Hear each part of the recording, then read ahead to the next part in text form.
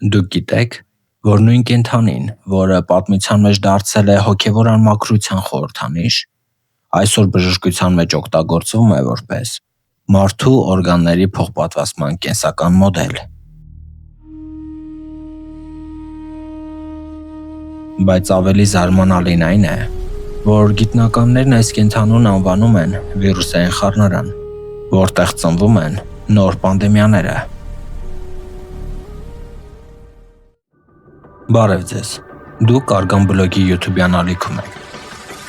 Եթե հետաքրքրված եք, թե ինչպես է հնագույն արգելքը հանդիպում ժամանակակից գիտությանը, լայք եք տեսանյութը և միացեք իմ ալիքին, որպեսզի բաց չթողնեք հետագա թողարկումները։ Մենք այսօր կքանդենք մի պատմական հանելուկ, որը հազարամյակներ շարունակ սահմանել է կրոնական և մշակութային սահմանները՝ խոզի միսը։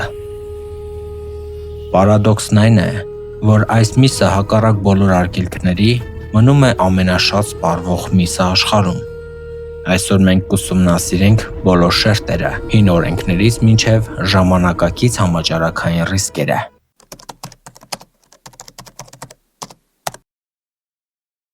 Հին կտակարանում, մասնավորապես Ղևտական գրքում, Աստված սահմանում է մաքուր և անմաքուր կենդանիների հստակ չափանիշներ։ Կենդանին համարվում էր թույլատրելի միայն այն դեպքում, երբ այն ուներ երկու ֆիզիկական հատկանիշ՝ ճեղքված կչղակ և որոջելու ունակություն։ Եթե կենդանին ուներ դրանցից մեկը, բայց ոչ մյուսը, այն համարվում էր անմաքուր։ Նախ եկեք պարզենք, թե ինչ էին նշանակում Աստվածաշնչում սահմանված այս երկու հիմնական չափանիշները, որոնք կենդանուն դարձնում էին մաքուր,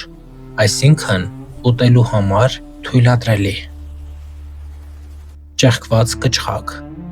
Սա նշանակում է, որ կենդանու կչղակը պետք է բաժանված լինի երկու հստակ մասի։ Կչղակի այս բաժանումը թույլ է տալիս կենդանուն ավելի լավ հավասարակշռել քաշը և ամուր կանգնել անհարթ տեղանքում, մասնավորապես լեռներում կամ անտառներում։ Խոզերն ունեն ճեղքված կչղակ։ Որոջելու ունակություն։ Սա վերաբերում է այն կենդանիներին, որոնք սնունդը կուլ տալուց հետո այն կրկին բերում են բերան և նորից ծամում, առավելագույնս մարսելու համար։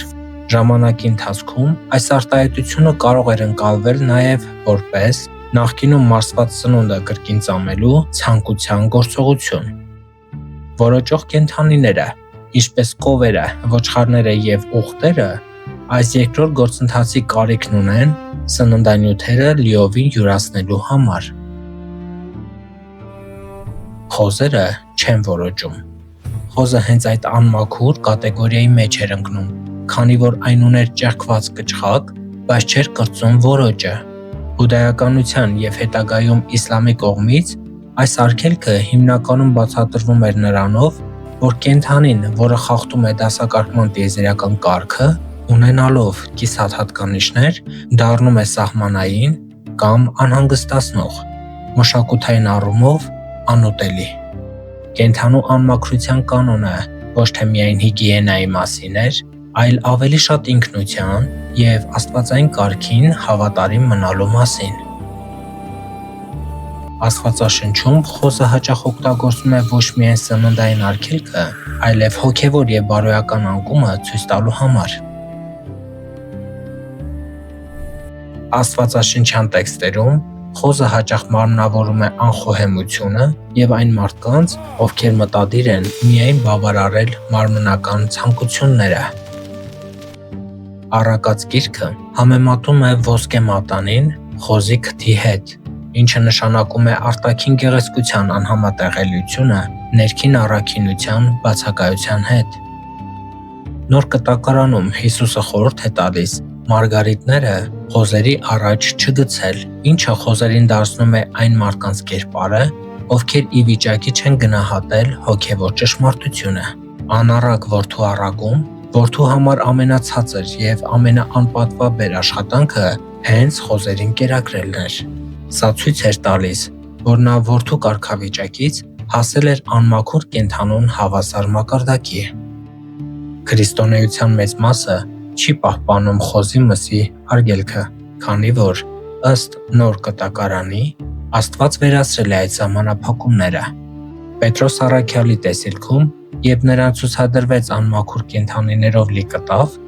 նա լսեց Աստծո ձայնը, որն ասաց. «Ինչ որ Աստված մաքրեց,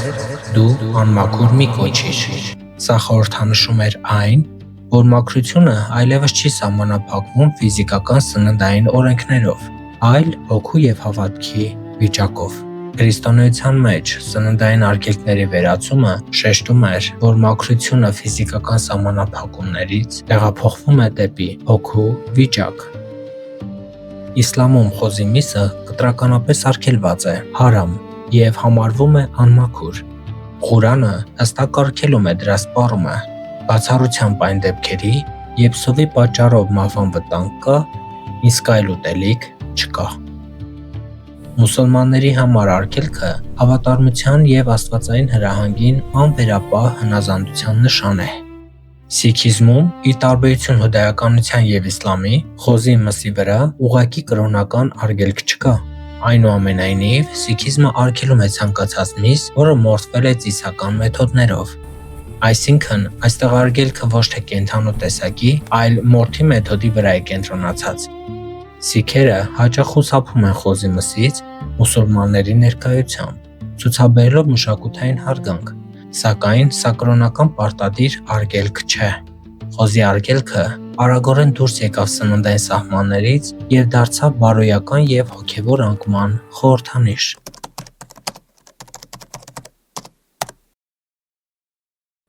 Կենդանիների նկատմամբ վերջնական վերաբերմունքը ուղղակիորեն ազդում է մսի որակի վրա։ Սպանդից առաջ, տրանսպորտի, նեղվածքի և վախի հետևանքով կենդանու մոտ արտազատվում են մեծ քանակությամբ սթրեսային հորմոններ, ինչպիսիք են կորտիզոլը և ադրենալինը։ Այս հորմոնները սթրեսի պայմաններում արագորեն այրում են մկաններում պահեստավորված էներգիան՝ գլիկոգենը։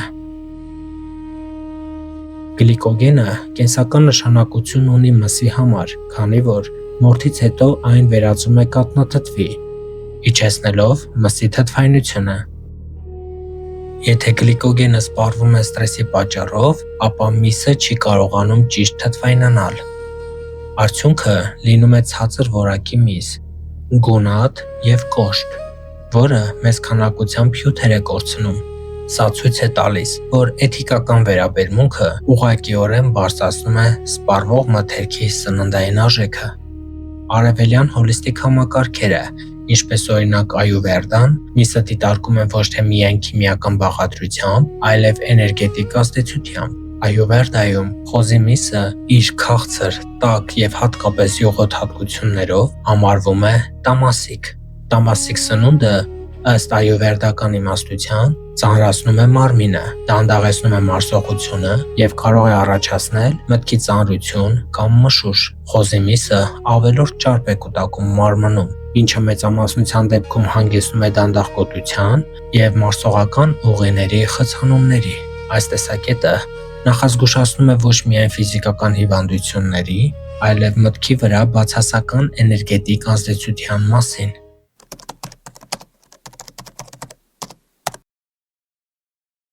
Այսօր մենք բախվում ենք խոզի տաբուի ամենամեծ հակասությանը։ Նույն կենդանին, որը մեր մշակույթում խորհրդանշում է անմաքրություն, ժամանակակից բժշկության մեջ դառնում է կենսական անհրաժեշտություն։ Գիտական համայնքը բարձր է գնահատում խոզերի արժեքը հետազոտություններում, քանի որ նրանք ունեն ուշագրավ նմանություն մարդու հետ օրգանների, գենետիկայի, մարմնի ֆունկցիայի և իմունային համակարգի մակարդակում։ Այս նմանությունները թույլ են տալիս խոզերին օգտագործել որպես կատարյալ մոդելներ։ Խոզերը ապագայում կարող են օրգաններ տրամադրել մարդկային փոխպատվաստումների համար (քսենոտրանսպլանտացիա)։ Նրանք օգնում են ուսումնասիրել քաղցկեղը և այլ բարդ հիվանդություններ։ Օգտագործում են դեղերի թունավորության և անվտանգության փորձարկումների համար։ Հատկապես մեծ պահանջարկ ունեն մինի խոզերը, որոնք փոքր են, բայց պահպանում են մարդու հետ հետազոտության համար հարմար գենետիկ բնութագրերը։ Այսպիսով, Խոզի գենետիկ նմանությունը, որը նրան դարձրեց վիրուսային խառնարան, նույն գործոնն է, որը նրան դարձնում է կյանքեր փրկող։ Մի կարճ հիշեցում նոր կտակարանի դրվագի մասին։ Երբ Հիսուսը դուրս քաշեց դևերին երկու մարդկանցից, դևերը աղաչեցին թույլ տալ իրենց մտնել մոտակա խոզերի հոտը։ Դևերը գիտեին, որ առանց ֆիզիկական մարմնի իրենք անզոր են, և նախընտրեցին մտնել անմաքուր խոզերի մեջ, քան ուղարկվել անդունդ։ Երբ դևերը մտան, խոզերի հոտը նետվեց ծովը։ Սա խորհրդանշում է չարի և անմաքրության ուժերի ոչնչացումը։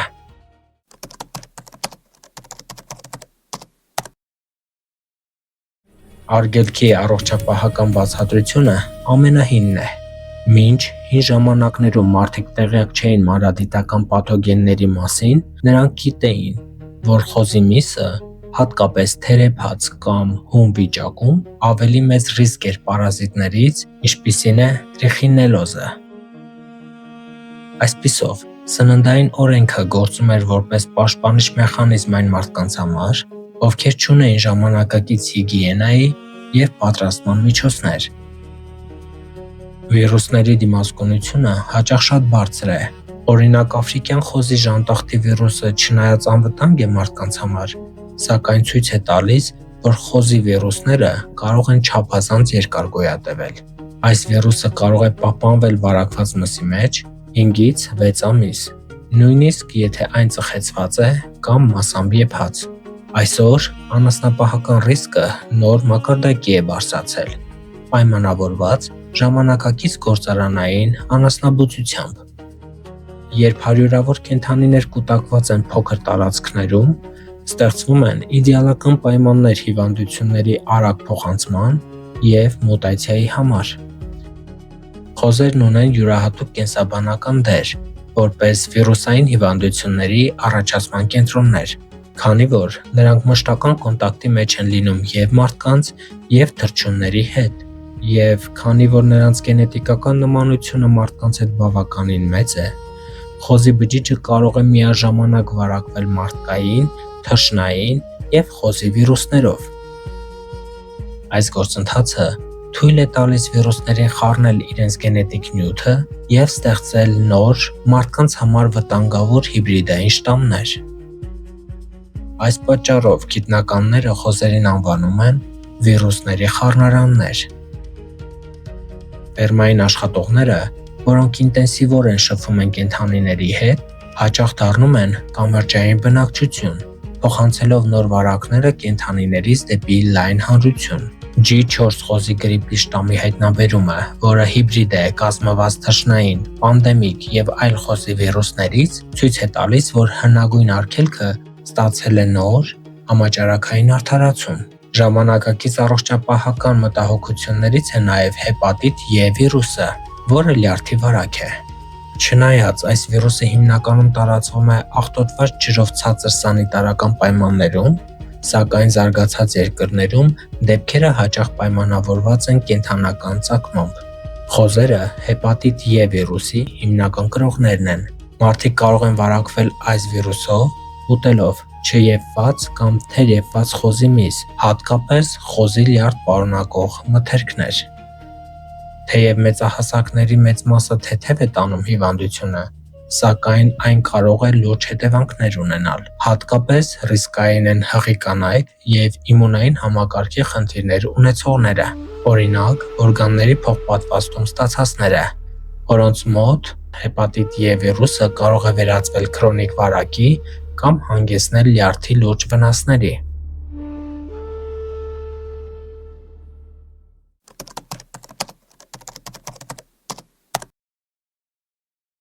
Պատմության ընթացքում խոզի միսը դարձել է ոչ միայն հավատքի նշան, այլև ճշմարտության քաղաքական գործիք։ Մեր թվարկությունից առաջ երկրորդ դարում, երբ Սելևկյան կայսր Անտիոքոս IV Էպիփանեսը փորձում էր արգելքներ դնել հուդայականության վրա, նա հարկադրում էր հրեաներին ուտել խոզի միս։ Խոզի միս ուտելուց հրաժարվելը դարձավ հավատքի, նահատակության և մշակութային դիմադրության գործողություն։ Այս պայքարը հատկապես ցայտուն դրսևորվեց 15-րդ դարի Իսպանիայում։ Բռնի կերպով կրոնափոխված հրեաներին տրվել էր Մարանո ախարակական անունը, որը նշանակում է խոզ։ Այսպես կոչված կոնվերսորները հաճախ մեղադրվում էին խոզի մսից գաղտնի խուսափելու համար, ինչը մնում էր նրանց գաղտնի հավատարմության վերջին նշանը բուդդայականությանը։ Շնորհակալություն, որ ինձ հետ միասին ուսումնասիրեցիք այս բարդ թեման, եւ չմոռանաք կիսվել ձեր մտքերով մեկնաբանություններում։ Ձեզ հետ Արգամ Ռոբերտին էր։ Կհանդիպենք։